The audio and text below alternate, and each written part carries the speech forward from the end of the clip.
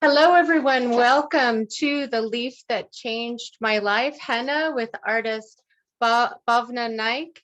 I'm Lisa Martin with Silver Spring Town Center, and we're so happy to have you joining us for what is bound to be a fascinating presentation. Bhavna's artistry is just beyond believable.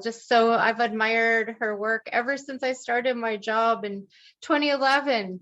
I met her through the Silver Spring community where she was doing henna at the farmers market, and now only does it privately by request because she's in such demand for weddings and special events and much more. And you're going to learn more about it too. Before we get started, I just wanted to tell you about a couple other events that we have coming up. Tomorrow we have In Tribute, a poetry reading of the works of the late poet Linda Paston, and that's hosted by Willie Schatz, a local poet. And we are inviting members of the community to bring some of Linda Paston's poems with them and share them. That will be tomorrow night on Zoom at 7. And then on Wednesday, we have historic preservation in Montgomery County on Wednesday, March 15th, with Eileen McGuckian and Montgomery Preservation. So please join us, and then mark your calendars too for the 6th annual Women in the Arts panel. Local women explore creativity, identity, and resilience. And one of our featured women on that panel is Bhavna, and she will be joined by some other local women from along the creative spectrum who have ties to SSTCI. And that will be on Monday, the 27th of March. We also have a special event coming up on the 31st, and that is our Around the World Bazaar. We have 2 performance areas featuring music and dance from around the globe. We have Halau Nahona, Hawaii. We have Orfea, Bulgarian choral music, Lilo Gonzalez and Carp Diem with Ukes on the Move will be singing and playing ukuleles, great for kids. We also have a women's comedy showcase, as well as Caribbean steel drum music with positive vibrations. And much. Oh, the highlight of the evening is a Bollywood dance activity presented by Alney Theater in collaboration with Alney Theater, and because they have a current production called A Nice Indian Boy. So we encourage you to check out their current production of A Nice Indian Boy at Alney Theater. And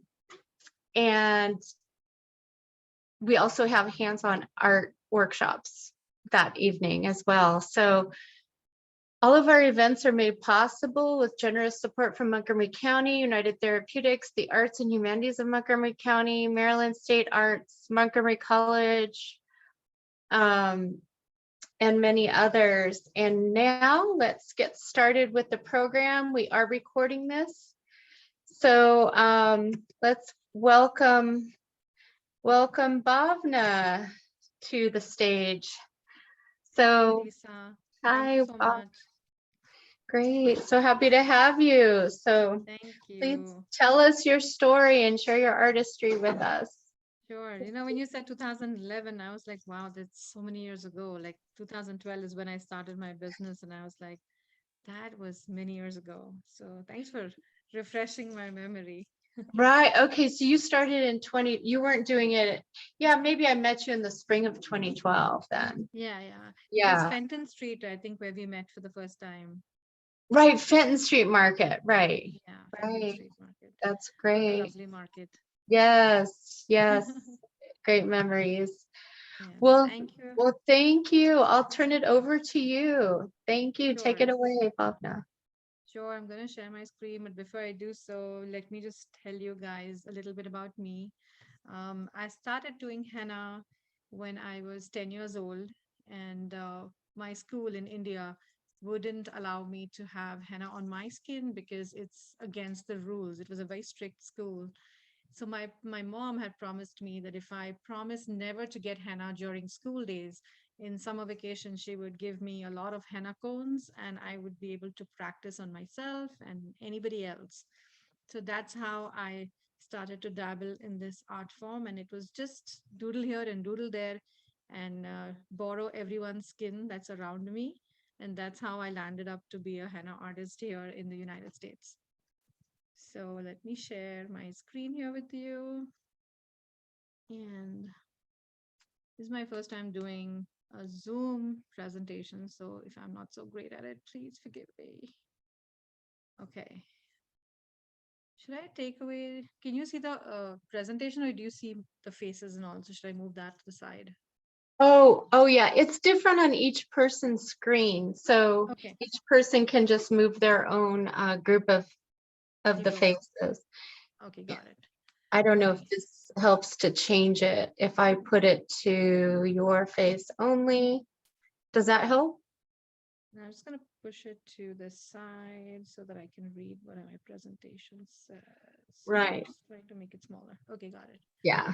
Okay, Great. so a lot of people don't know what henna is, and they just assume it's some sort of a dye. But henna is a plant, and uh, in botanical terms, it has a name. It's called Lawsonia inermis. Believe me, I had to Google that up when I started doing henna because nobody ever calls it by its botanical name.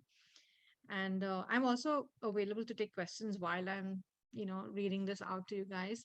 But I thought that it's very important to know that it has a botanical name, and henna is just like a name that we use for the process of doing the art form also, and even the plant. In India, people call it mehendi, and the people who speak English mostly call it henna. So the leaves are dried and they're crushed into a powder, and that's how I receive it. I receive it in powder form from the farmer himself, and I mix it here into a paste with essential oils and tea and a lot of very natural ingredients. And that's on the next screen. But a lot of people don't know what henna looks like. And if you can see on the screen, it's a green powder. It's just milled, dried leaves that are sifted about 3 to 4 times, because otherwise the little barks and leaves would stay in that and you can't create art with it. So it's just sifted dried henna powder, and it looks green in color as a powder, but when it's wet, it's being made into a paste, it looks brown or green. And when it's applied to your skin, it leaves like an orange stain to begin with, which darkens over the next 48 hours to make it a burgundy brown. And you'll see pictures of that. So that's how the paste looks, the powder and the paste. I have pictures there to show you that when it's in paste form, it looks like a greenish brown, almost like mud, wet mud. I've had kids come up to me at parties and say, "Is that melted chocolate?" And I'm like, "No, it's not. So don't eat it because it's not safe to eat." The ingredients in the paste that I make, because it's all natural, it's made at home. It has lemon juice, it has a tea and a coffee brew, and it smells divine. When I'm making henna at home, it is so divine. There is eucalyptus essential oil in it, lavender, and cajuput. And I add a bit of fructose or sugar powder so that it has the stringiness so that I can draw with, a clean lines and drape my lines when I'm drawing on skin. A lot of people don't know how does this, how does this henna stain your skin? How can it just create, like a layer of color even after you've removed the paste? So the dye molecules from this henna plant, they permeate the topmost layers of your skin, and they help the skin become a reddish brown color, and that remains on your skin for about 7 to 10 days. um, it People say, how does it vanish? It's just like how your skin, uh, the cells regenerate. That's why the stain keeps vanishing away over time, and using exfoliants will help it make it disappear faster. If you have some business meeting and you cannot go in with henna, you can take some exfoliants and scrub your skin to try and lighten it so that it can leave earlier than required. Any questions so far? Am I too fast?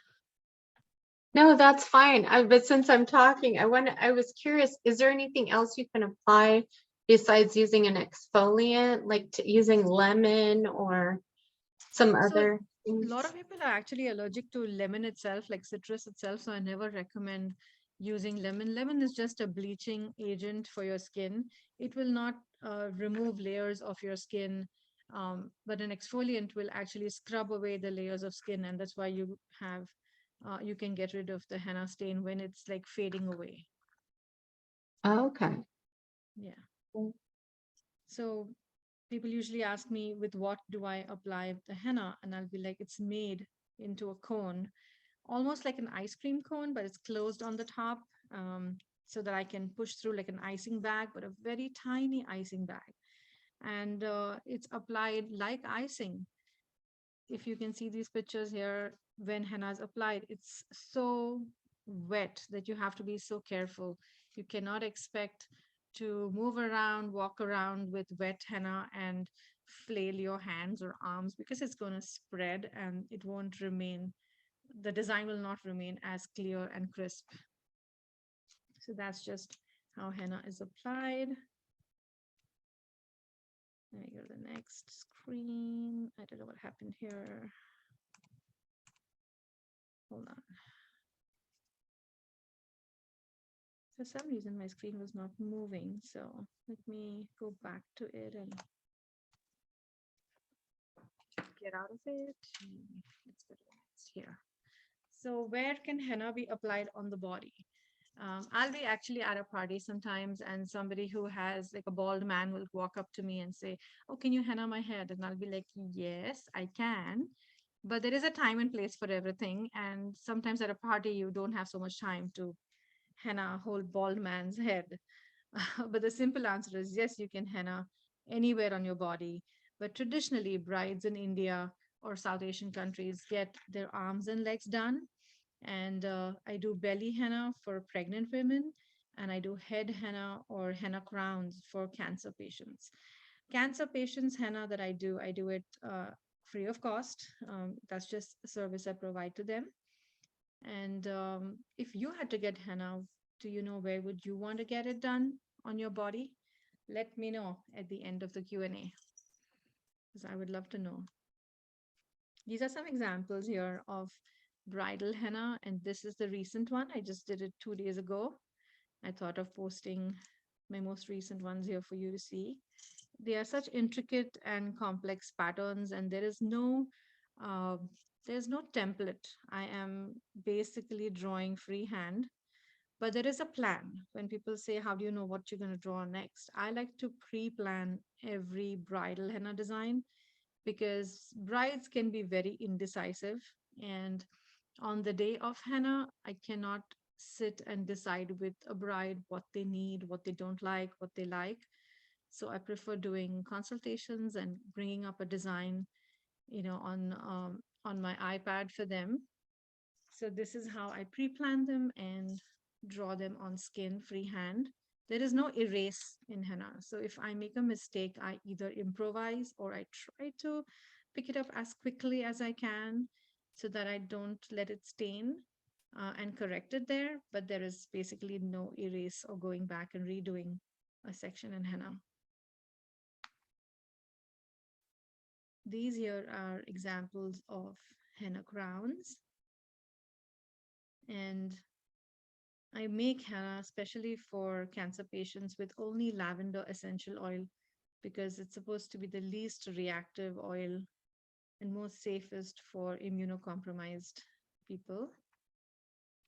So if anyone anywhere is interested in getting henna while they're undergoing chemotherapy, or even a little later than that, is welcome to contact me for that at no cost.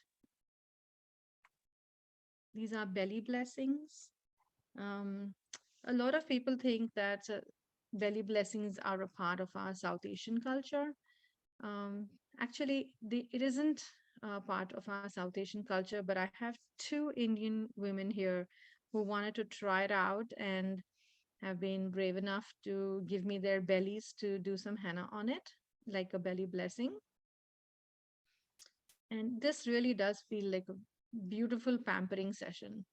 It's like your baby is being introduced to art in the womb. You actually, when I'm drawing, I actually feel the baby move and respond, and it just feels amazing as an experience to do. I'm sure it feels really amazing even for the mom to be.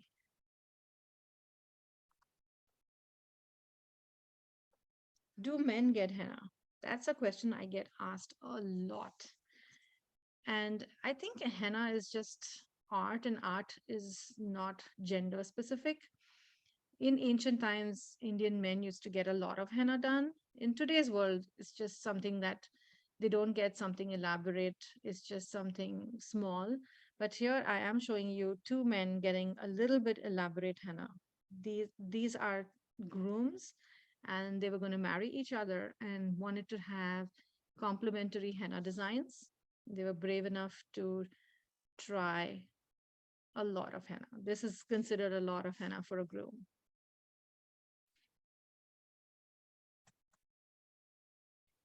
When people get henna done, they just wonder how to take care of it. And I just put down a few words of wisdom here. When I apply henna, I make sure that the room is a little warm because henna makes you 3 degrees cooler. I've had brides who get so much henna on them and their teeth would be clattering because they were so cold. So I carry a heater with my setup so that my bride is never cold. And it has to dry. The paste has to dry on skin and kept dry for 8 hours. So while that is happening, I don't want it to crack and fall off. So I also apply a sugar sealant which has lemon in it so that it sticks the henna down and doesn't flake off. And if a bride is sleeping with the henna to keep it for 8 hours, I also wrap them with a cloth wrap just before I leave.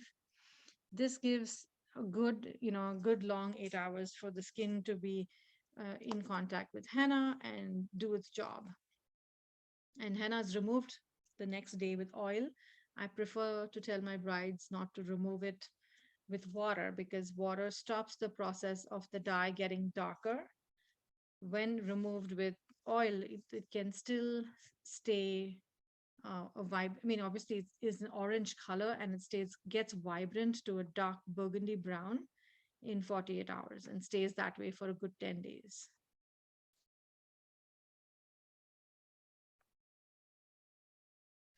So this one was an important topic I wanted to talk about because a lot of people don't talk about it. Have you heard of black henna? So black henna is really, really, really dangerous. If you see anyone doing black henna, first, please go and tell them not to do it. And secondly, you know, if there is a organizer or a host to that event, bring it to their attention that black henna is not safe. It's basically henna laced with PPD hair dye, and it is toxic to the skin. It can cause blisters, burns, scars, and organ failure over time. And the only way you can determine, like you see henna being done, and just by visual, you will know if it's black or safe henna. Black henna looks gel. It looks like a gel. Sometimes it looks like real henna, but it has a pungent, dirty smell to it, and it will look black in color. Even sometimes people who are getting this done will complain of itching and burning sensation. And my advice to those people who've already gotten it done, run to the restroom, wash your hands for like 15-20 minutes with cold water, and rush to an ER because you can actually die from PPD poisoning. And a lot of amusement parks and beaches have black henna happening over there.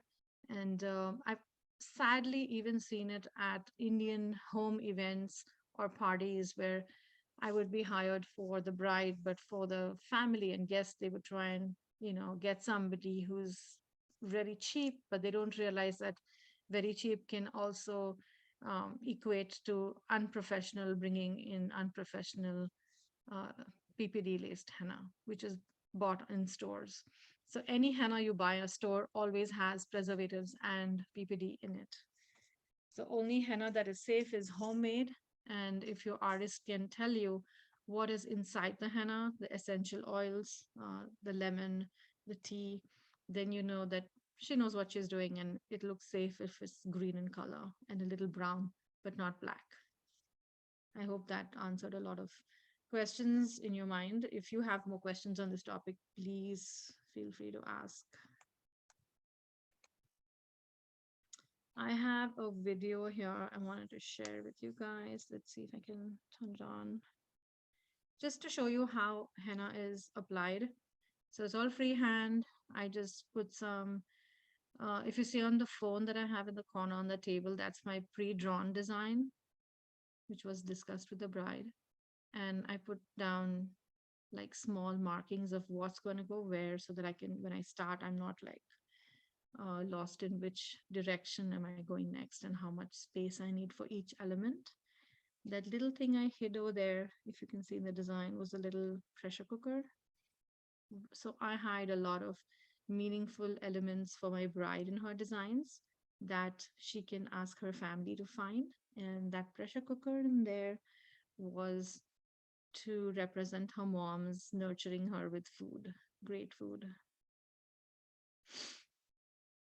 So I'm ready for any Q&A.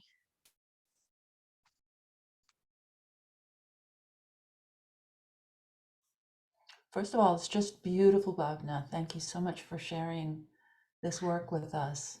Thank I you. just wanted to say that to start things off.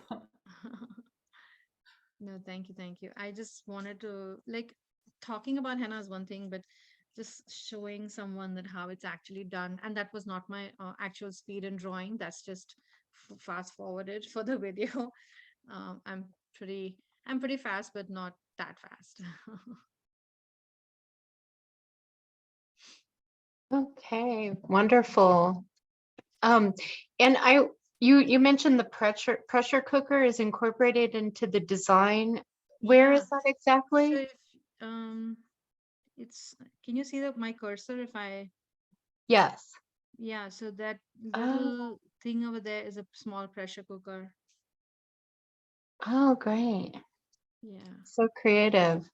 So we, What other Did interesting you? elements? Oh, go ahead. I was just wondering if what fee people charge for a wonderful henna design like that. that's a brilliant question. So for many, many years when I started as a beginner, I had charged $75 an hour. And now the industry standard rate is $100 an hour. I do 110 an hour. Um, I also provide like custom designs at no extra cost to my brides, and that's why I'm 110 an hour.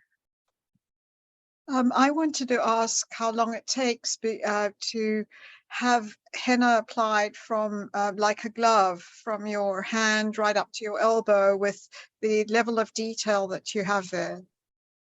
Okay, I think I'm still sharing my screen, so I'm going to show you. Let me go back over here, and I think it was on this screen where I had bridal henna. So this girl's design took me 7 hours. So I take 7 hours for each bride that gets this quantity of work.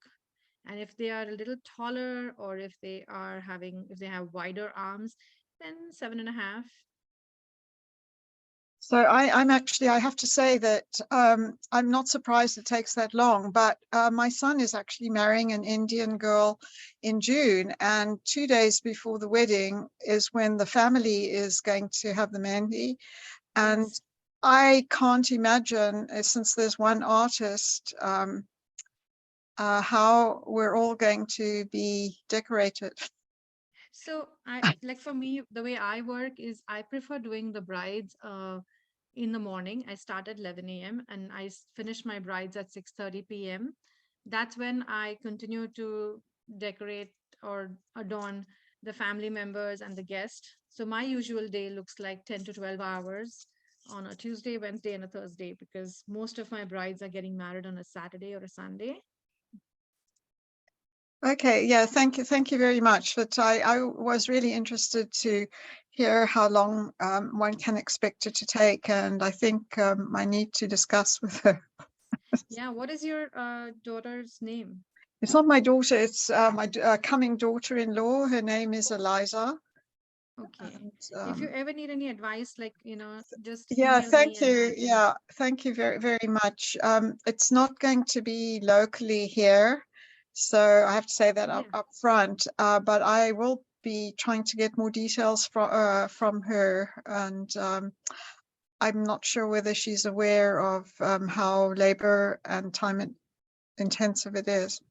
Okay, I'll say a few things over here.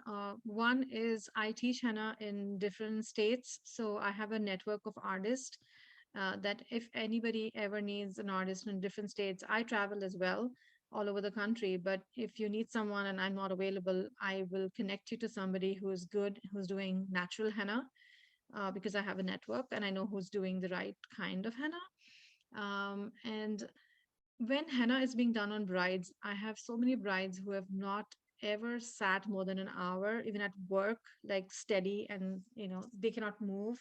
But when they sit with me, they realize that henna being applied changes your perception of time. And 7 hours down the road, the bride will be like, did I just sit with you for 7 hours? It doesn't feel like it. It just felt like 2 hours to her, because it just zens you out. You're sent into a different zone, like, because you're watching repetitive, slow movements. The bride and me, we both are in, I think, a zen-like mode, and we don't realize that 7 hours have passed by. So you did ask, do people where would people want to have the henna decoration? And I was wondering, does anybody get it on their forehead instead of having an ornament dangling down? Does anybody have a pattern painted on the forehead? So the forehead, so I never recommend henna being done on your face or your neck, uh, for two reasons. One, you're going to go to work and you cannot go to work with adorn henna on your skin for 10 days. Secondly, the skin on our face and neck is so thin that it may not stain as well.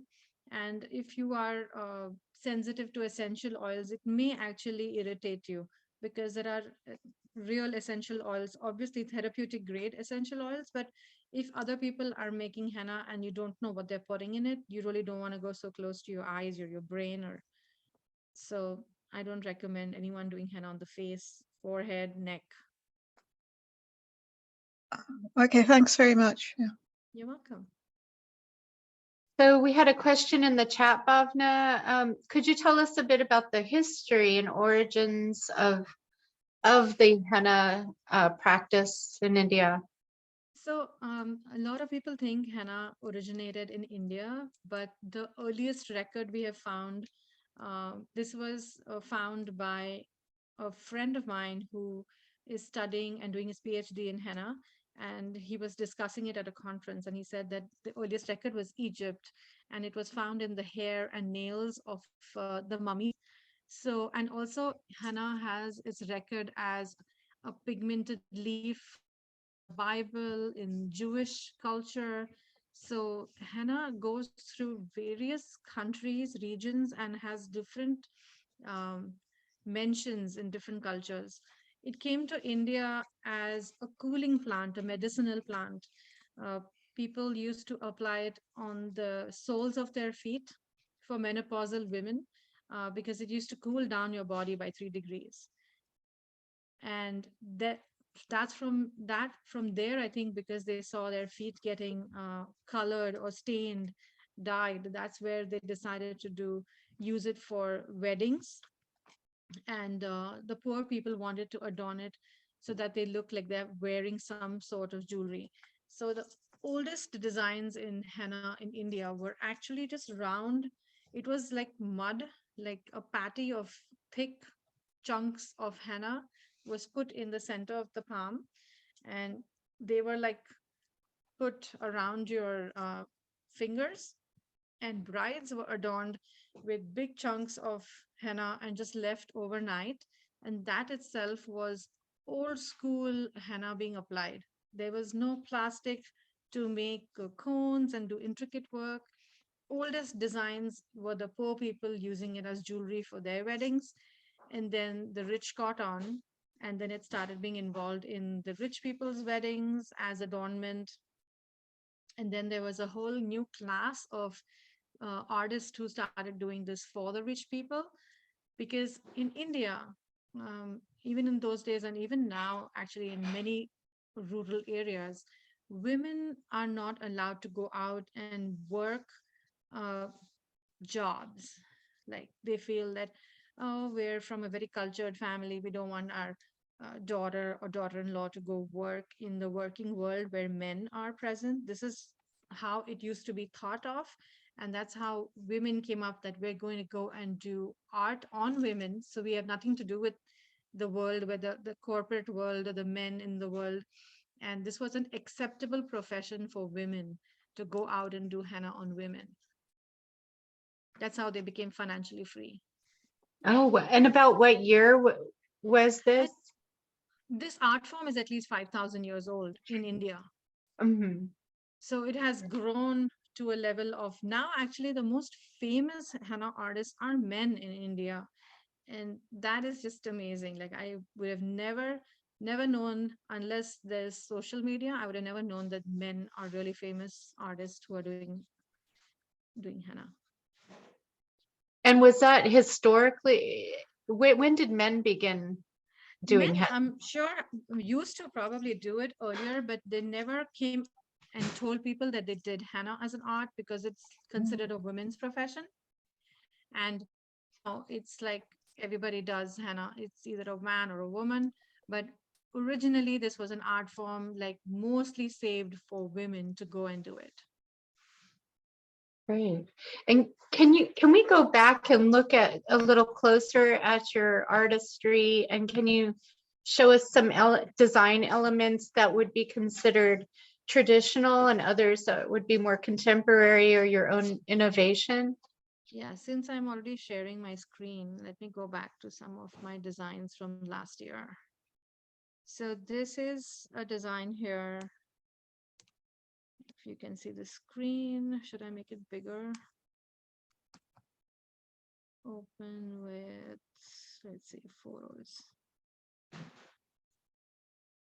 Yes. So in this design here, there is modernism because they wanted DC to be involved in the design, but they are from northern India, where this is a style of dance. The groom and the bride are doing bhangra, and they wanted to be dressed as royalty. So in the palm, they're dressed as royalty, getting dressed to get married. This is her feet. And elephants are considered very auspicious in henna in our designs. So there are elephants playing over here on the side of the arm. Let me see if I show you a better shot of that here.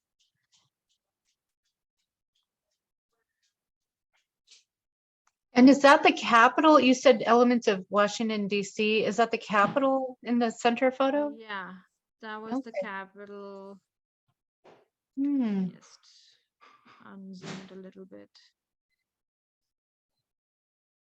Where did it go? Here. Yep. Lincoln Memorial, monument on the side, flowers, and that's the capital Where's the Lincoln Memorial? right here. Under the flowers on the left side. Okay. Do Yeah. you see? Right. On her front of her ankle, If you right? go up, On her foot. no, Of on what the foot, on design? the arm, Oh, on the, on the top portion of the arm under the flowers. okay. Do you see it? It's above the Capitol, It's the next to the Lincoln Memorial. capital. Oh, okay, I see. It's Okay. hidden Mm, with flowers. right. So I Cool. come up with their story in the designs for them. Let me Mhm. show you a few more. And I do a lot of corporate events, but I don't get time to um, take pictures at these events. So this is just pattern work. People who don't want figures or structures, this is just patterns and floral. The same photos that you're showing us? Yes, can you, let me see what pictures you're seeing right now. Let's close this. The bridal henna examples, Yeah, which so have now the I'm going to, capital. can you Mhm. see, okay, let me open this. Can you see me opening up this design here? The green one? No, maybe go Oh, to slideshow at the top. Maybe that will refresh. okay, let me go back to the Zoom. Here's screen. Do you see it now? Should I It, say stop it share and restart? maybe stop, share, and restart. Mhm. Okay, let's do share screen. And I was here. Can you see this? Okay, yes. Okay, great. So this is,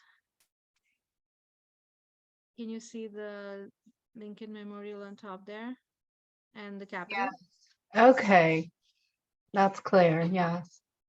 And then the dancers, because they were part of a dance team for the Northern India region. Hmm.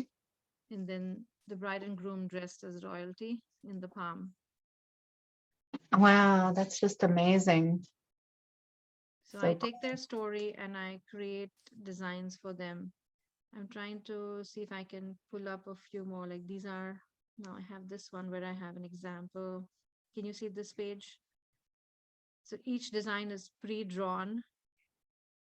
it's still showing the same Okay, I'm gonna say with the no share green. again and open the screen.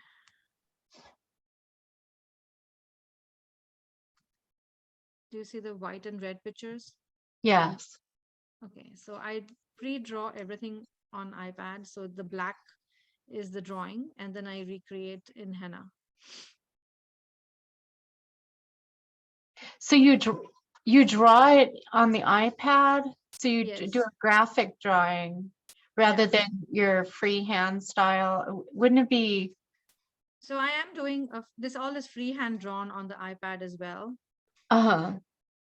The only ingredient that was added was like that guitar there. Mm, And then when cool. I draw it on skin, I just translate it. Great.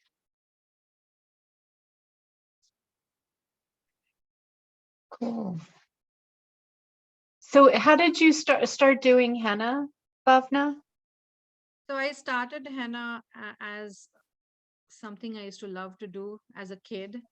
And then when I came to this country and I had studied advertising, but didn't want to work in advertising, then I did a bunch of other odd jobs. And one day I happened to tell my husband that I would probably love doing henna all my life. And he said, do. And I was like, but that takes a lot of time away from family because it's a very intense art form. He's Mm, like, do, I'll support you. And that's how it just started in 2012. right. And tell us again, how long would it take to do this this image here on the hands? So this one, along with her back of her arms and her feet, took me 7 hours. Wow. The best part is that I'm so right on time. Like if I tell them this is going to take me 7, it does take me 7. Wow. It's amazing. Yeah, it seems like it would be really exhausting because I've seen henna artists at events and they just go, they have lines of people and, yourself included when I used to see you. Yeah. Um, yeah, so you don't get any break. I take Yeah. I take very short 2-minute breaks when I use the restroom. But other Mhm. than that, I'm on, it's just such a calming art form. I don't feel the need for a break. Mhm. Can I ask whether somebody who's being decorated, should they wear dark clothes in case the henna spills on the clothes? So henna does not spill on the clothes, but I do recommend them to wear. Actually, I have a picture of what I want them to wear. Let me try and pull that up because I send instructions to my brides and I tell them, if possible, try to wear these outfits because they want Indian outfits and they want the outfits. Can you see these outfits? Are they being shared? Should I? Yes, I see the Yeah, clothing. yeah, I Mhm. can see that. Yeah. Uh, Let me stop and reshare. Stop share. I don't know why it does that. Let's share the screen here. This one. Do you see the outfits? Yes. So these are Indian outfits, but they're convenient for henna because these loose pants can be pulled up and pinned, and there is sleeveless arms, so I have access to arms. But the most comfortable clothes for henna is jammies and a t-shirt.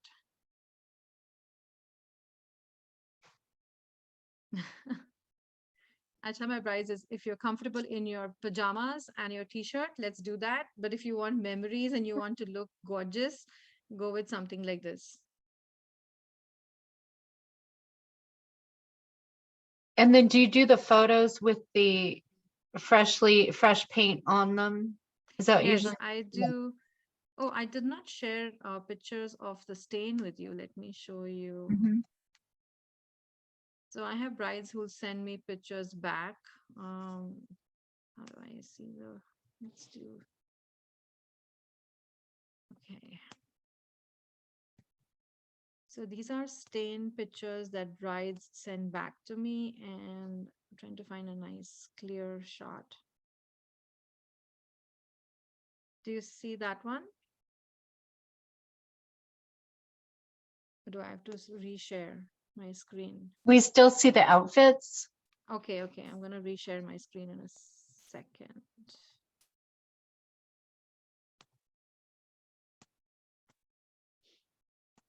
Okay, trying to get to right here. Okay.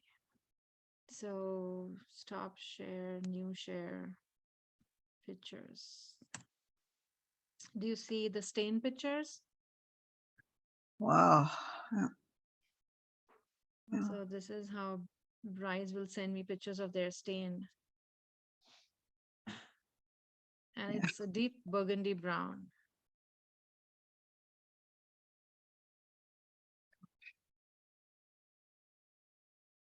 And that's after it's been washed off. So that's the Yes, after same. the paste Mhm. has been removed, this is 2 days after that. Great. This is how dark it can get. How do you get it? Because I've had many henna applications and they don't always look so dark. That's because you've never had natural henna, fresh henna. I make fresh henna for my brides every single week that I go to my brides, I have fresh henna for them. Okay. Well, I've also always known to avoid black henna.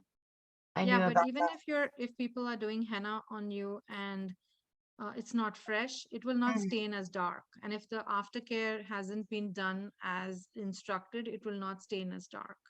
Mm-hmm. And what are some aftercare recommendations you have?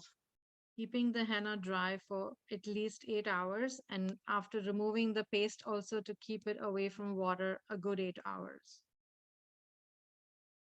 Mm. Wow, amazing. So that's the best part of See how And dark. is the henna plant used for anything else other than henna art? Yeah, henna actually is also used.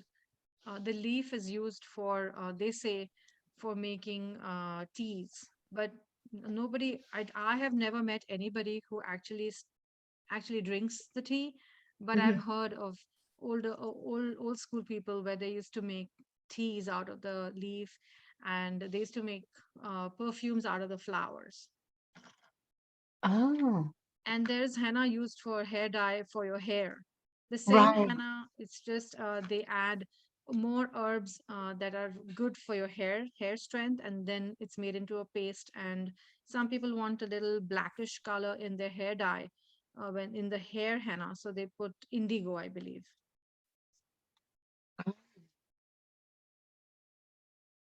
And I carry my own setup to do henna so that I'm comfortable. So I Hmm. carry my own chairs, lights, tables, everything, Wow. and a chair for my bride.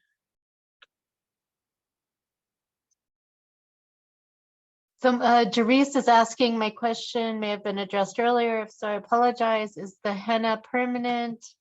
No, it If not, it how long does it fades last? away in 10 days. Mhm. When your skin regenerates, the henna fades away.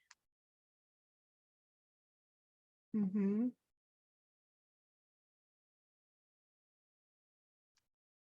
Cool.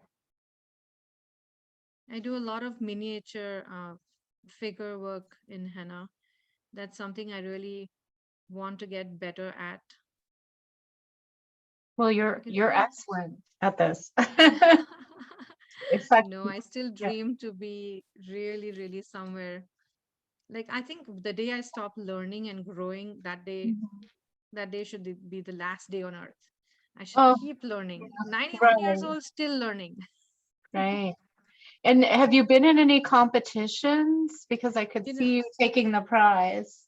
see, in the beginning of my henna business, I really looked forward to outside validation that, okay, I'm doing good. I need an award for something. But I think over the years, I've realized I just need my own soul to tell me that today I did a good job. And that itself is a reward, an award. And when the Mhm. bride texts me back and says, "Oh my God, the henna was so dark and I got so many compliments," I'm like, that's good. Like nothing else is an award enough. Like, yes, a good tip does help, when they send me a generous dollar amount as a tip, I'm like, okay, that's a good reward. Wow. Yeah, but no, I think so. In the beginning of my journey, I used to go to these different competitions, and people who are judging these competitions were pathetic artists that had no, like they didn't know how to draw, and they were judging others. And I always wondered, who gave them you don't have the knowledge. You just have, if you are really good at marketing your brand and you're a brand in the henna world, sometimes people overlook that you can draw. Mhm. So that taught me that competitions are not for me. I compete with myself. Right. And do you teach? Yeah, I teach henna privately. So like these are my lesson plans here. If you can just see, I teach at conferences, but I also teach at workshops through my house and through other locations. Like I have many students in New Jersey. And So so you sometimes travel to do in-person yeah, I teaching. travel to teach also, and I travel to do henna. I think the furthest away I've gone for henna is Rhode Island and Florida. So the whole East Coast, top to Wow. bottom. But I've never traveled west to do henna. I've traveled west to teach henna. I teach in California. You teach in California virtually? No, I go there. Oh, you go. The past 2 years, we've had virtual conferences, but otherwise, I usually travel to California. Where do you usually go? I'm originally from San Diego. Oh, so they had one in Oakland, Mm-hmm. um, And then the other, it was in and around Oakland that they have it every year. One of the artists who hosts the conference is located there. So it's called Spring Fling Henna Conference. Okay. And have you been invited by the Smithsonian or other kind of So cultural educational institutions? yes, I'm skin art or art on skin was the topic, and it was at uh, what is this place in Rockville where it's all the artists go to? I have like blanking Artists out and on it. makers? Artists and makers? No, Strathmore, Strathmore. Oh, at Strathmore. Yes, at Strathmore they had like a showcase on skin art, and this was in the beginning of my journey, and I had some pieces done on canvas and I sold those. So I did henna on canvas and I sold those, and uh, just talked about art and did some henna for everybody there. We did two workshops over there, wine and henna. It was pretty good, and one was for kids. Great. Yeah, it Cool. was fun. Yeah, it So- long time ago. It got published in the Washington Post, and Mm. one of my bride was portrayed there as getting her henna done, and I think she was really thrilled about it because she herself was a TV talk show host. So she was like, "Oh my God, reporters coming to my wedding!" Great. She was really thrilled. So exciting. Yeah, it's been a journey. It's been really fantastic. And So so, any other yeah, are there any any other other questions? questions from our audience here? I think there have been a lot of comments in the chat. Well, you answered this before, but one of a late arrival is asking, how expensive is it to have a pattern done? A small pattern done, just like a guest design, it's like $25 if you come to my place. I'm in Clarksburg, Maryland. But my hourly rate is 110 an hour. And within an hour, I can do both hands, back and front, up to the wrist. Mhm. And Yes, Barbara? yes, I'm sorry I got in late. How long does it last? About 10 days. 10 days? And that's Uh-huh. with washing the hands and Yeah. Yeah. every, oh Washing hands and wow, that's everything. wonderful. It's absolutely beautiful. You're amazing. Oh, thank So how come you have what looks like different colors? There was the one bride, she had a rose, it looked a rosette, it looked reddish, and in the current picture there's some more yellowish. Okay, so this picture you're seeing right now is henna with shade. So I do very light strokes so that it looks like a different shade, but it's just henna with very less henna on the skin. It's just to create depth. So it looks yellowish, but it's actually just henna, very small strokes, thin strokes. And I think what you're talking about, the red, was uh, this picture here. This is actually dark brown. The No, henna is, there was another bride. Her palms were up. Maybe she had a tattoo. I don't know that you'd gone around, but she certainly looked as if she had something red. No, um, I will find it, but red okay. is the orangish red is the first color that the henna leaves, the first stain that is visible on skin, and then it turns to a burgundy brown. So this is the burgundy brown, Yeah. and this is, so in sunlight it does look orangish red, but it's, if you put her in shade, you'll actually see how dark brown it is. Hmm. It's how the sun is hitting.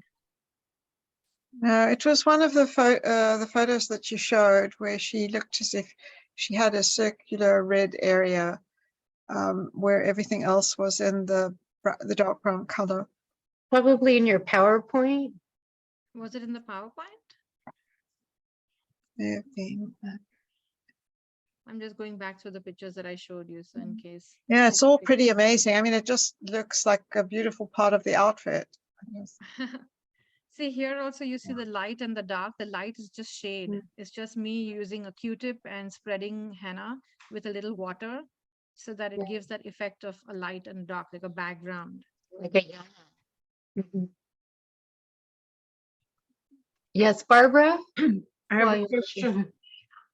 If memory serves me correctly, didn't Cleopatra use henna on her eyes? Did you Hmm. ever hear that? I never knew that was henna, but if that was amazing. What a brilliant idea. Yeah. But And I never knew that. and also Lucille Ball, her red hair, she always said was henna. Yeah, the orangish red hair, that if you have white hair and you put henna in it, it's gonna look auburn, like reddish orange. Yes, that's what she had. Yeah. Reddish Oh my orange. God. I Okay. love that woman. The colors are beautiful. Hmm. I think before you came in, Bhavna was sharing with us a bit about the history of henna, that it actually, most people think it originated in India, but it actually has earliest origins in Egypt. So, and I just Google searched Cleopatra and henna, and it says some 9,000 years ago, Cleopatra, the last reigning queen of the ancient Egyptian civilization, is said to have used henna to adorn her body and beautify herself. Yeah, that's So, amazing. yeah. That's So this great. is Thank you. So orange. This it's picture been I wanted to around show a you is while. orange. This is orange because it's one day after paste removal. And then after the second day, that's when her wedding day would be, it would be burgundy brown. Oh, This so is it's just, dark. It actually darkens. it darkens after 48 hours. So the moment she removed her paste, got ready for the first event, then the very next day after paste has been removed, this is how the stain was. And do the brides usually hide their henna work from the groom until the wedding day? Yeah, and also there's a tradition of hiding the groom's name in the henna, and that's something that I love to do. I hide his name so well, and I tell her if he doesn't find it in 30 seconds, every alphabet is a diamond he owes you, and they love playing that game. So this is just a snapshot of my workshop at home. So Mhm. this is during COVID that we had a small workshop. Cool. And the thinner skin always is lighter. In the henna, skin is always darker. So your palms will always be darker than of your hand or the arm. Do you put the henna patterns on any other part of their body other than their hands and feet? So most of my brides just want hands and feet because that's traditional. But there are some people who want like a little small design on the back, Uh-huh. because that's where the blouse would be open for the wedding, or they want an armband.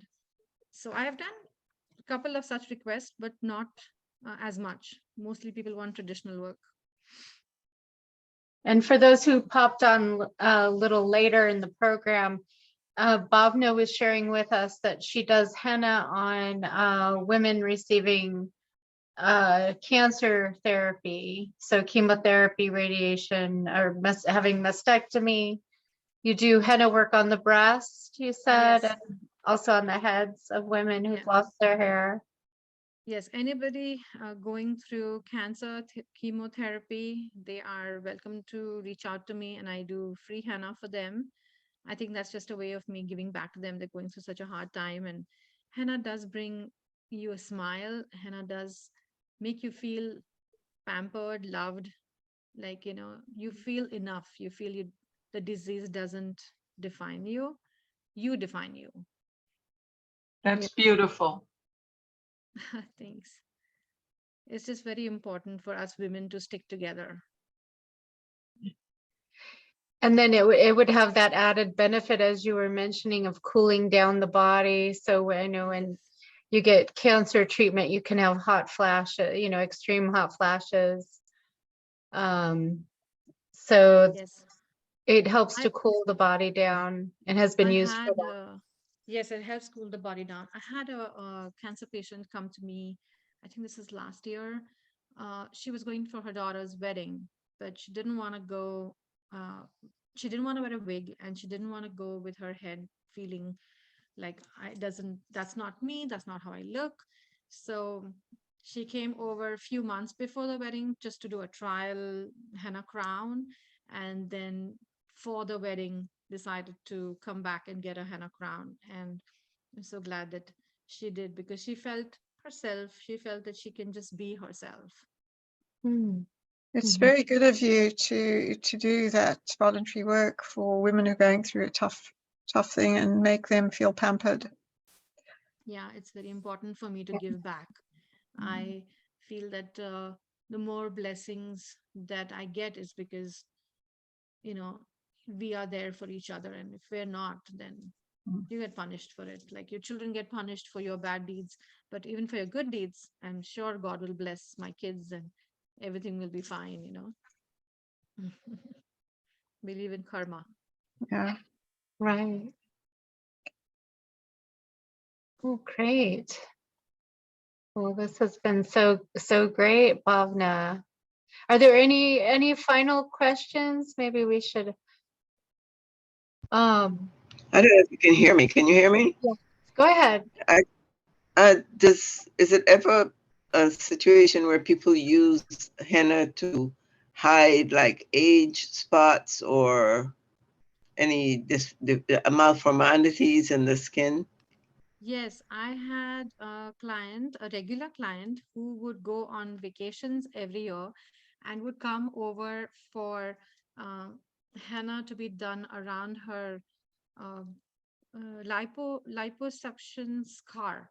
So she would have a scar because she also had like some treat like what do you say, fat cut out of her body. So she had a scar from her waist all around to the back of her the butt, and she would always feel that I want to wear bikinis, that now that I've lost the weight and I can't wear them. And then she had scars all over here, and because of that, fat was removed. So I would adorn her arms with henna and her uh, waist and back, and she would feel that she can go out there on the beach and feel herself. Added benefit is henna is also UV protectant. So you come back from a vacation and you actually have a reverse tan. So reverse henna. So when the henna wears off, you have that portion of the skin that was not tanned. So you'll see your real skin underneath with the design. So interesting. So she had skin removal probably after massive weight loss, if Yes, it yes. wrapped around her body, because liposuction scars are tiny. No, not liposuction. I meant she had The skin skin removed, a lot of removal. skin Yeah, removed. yeah. And then she was very worried about how she would look because the scars were as thick as a rope. It was really Uh-huh. thick. And she was very, I mean, it does stain differently on scar tissue. Some of it catches the stain, some doesn't, some is a little warped in design. But if you're doing design around it, people don't see the scar. Mhm. So, yeah. Thank you very much. I have to go now, but I sort of learned a lot and I'm excited about being decorated. Best wishes on your son's wedding. Yeah. Yeah. Congratulations. Thank you Yes. very much. Thank you so much for that. Okay. Bye-bye. Sure. Bye bye. Any final questions for Bhavna? You know, Where can we find you is it on Facebook or internet? On Instagram, I'm gonna go back to my share screen and show you my um, detailed, my email and my website is here. Can you see it? bhavnashenna@gmail.com, and my website is Bhavnas Henna. And And I actually have the same Instagram, Bhavna's Henna. And how do you pronounce your last name, Bhavna? Nike. Nike. Yeah. Yeah. I do a Great. lot of corporate events as well. So if anybody needs corporate events, parties, home parties. Oh, great. Well, this has been terrific, Bhavna. We have more comments, people saying I so enjoyed your presentation and what beautiful work you do. You got all kinds of rave reviews here in the chat. And we Thank have the you. recording, which I'm happy to share with others if you want to share with someone else who might be interested in seeing this. Yeah, sure. Thank you for sharing your gorgeous artwork. What a beautiful presentation. Thank Yes. you. And we have you coming back to join us for our 6th annual Women in the Arts panel, which is on Monday, March 27th. And you'll be joined by some other creative women, women in the arts who are involved with SSTCI. And it's a great time. That there's no PowerPoints or anything. It's just a conversation. Right. And it's a What great way to, time is that? it's at 7 o'clock. So exactly, is it 3 weeks from today? No, 2 weeks from today. I'm Right? just putting it on my calendar because my The memory is 27th. 7th. I put down. Yeah, today's the 13th. Yeah, so exactly 2 weeks from today. So I invite everyone to come back, and thank you again, Bhavna. It was just wonderful to see your artistry and hear your story. It was a wonderful time, and look Thank forward you. to seeing more of it. Thank you so much. Take care, Perfect. everyone. Thank you, everyone, for joining us. Have a great evening. Thank you. Bye. Bye-bye. Thank you.